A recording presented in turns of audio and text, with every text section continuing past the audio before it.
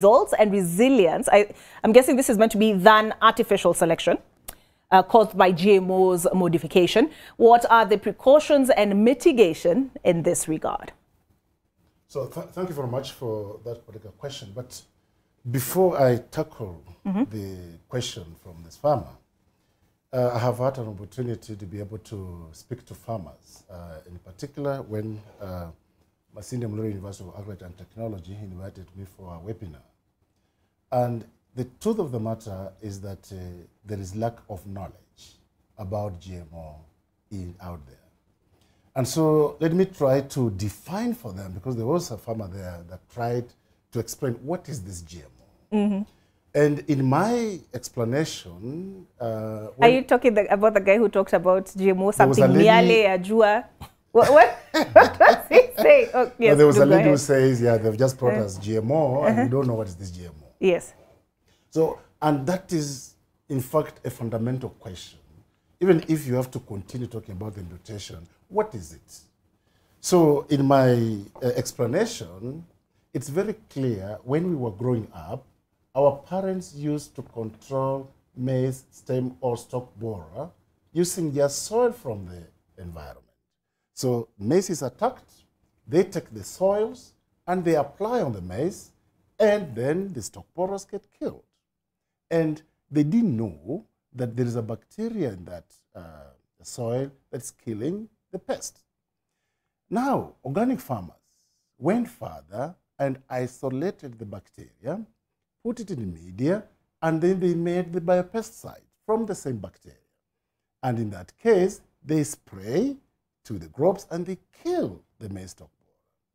The scientists, who are now the biotechnologists, take the same bacteria and then isolate the DNA and the gene, and they introduce it in maize. And it controls what the pest. So what the farmers used to do, what the organic farmers now today are doing, and what the scientists are doing is actually the same, but the mode of doing that is different. And each one of them has its own advantages and disadvantages. And so, in my opinion, the farmers need to understand and appreciate that the PT, GMO maize, is actually what they have been having since we were born in this world. Because the bacteria is abundant. Even in this room, that bacteria can be isolated. And therefore, there is nothing unique about the GMO that they are talking about. Now, there is another question. I'll talk about the natural selection because it's related to the dominancy of the indigenous seeds. Yes. Now, that's very important because... Although I've learned from my panel this morning that maize is not indigenous yes, to Kenya. It came from Mexico. Go ahead. Yes, that's very true. And so the issue of the loss of indigenous seeds is key. And the truth of the matter is we have several aspects that we need to look at. The first thing is there sexual compatibility between the GMO and the plants that are in the surrounding? If there is sexual compatibility, it can only happen with the wild types. And in that case, what is the fitness and the dominance of the hybrid that comes as a result of the hybridization? And we know for sure that in the event that the gene hybridizes with a wild type, that gene fitness is much lower, and therefore the permanence of it is in question. So there is no way a GMO maize can actually destroy and therefore interfere with the biodiversity. And that's very important to speak about that.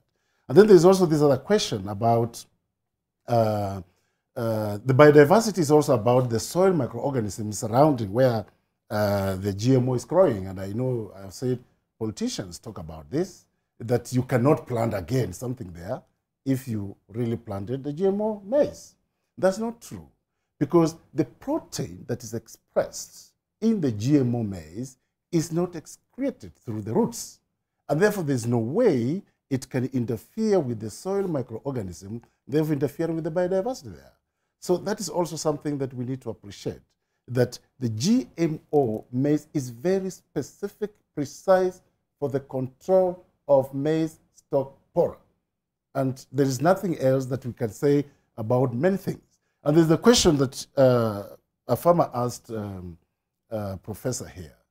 When shall we have a genetically modified crop that does not use fertilizer? Fertilizer, yes. I'll help him. Because in Japan... can we pull up that question, if we have it?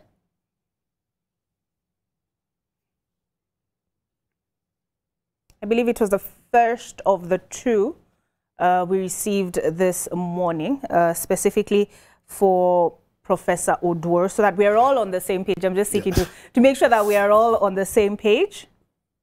All right, there it is to Professor Odwor. When will you develop maize variety that do not require fertilizer to grow? This is the question.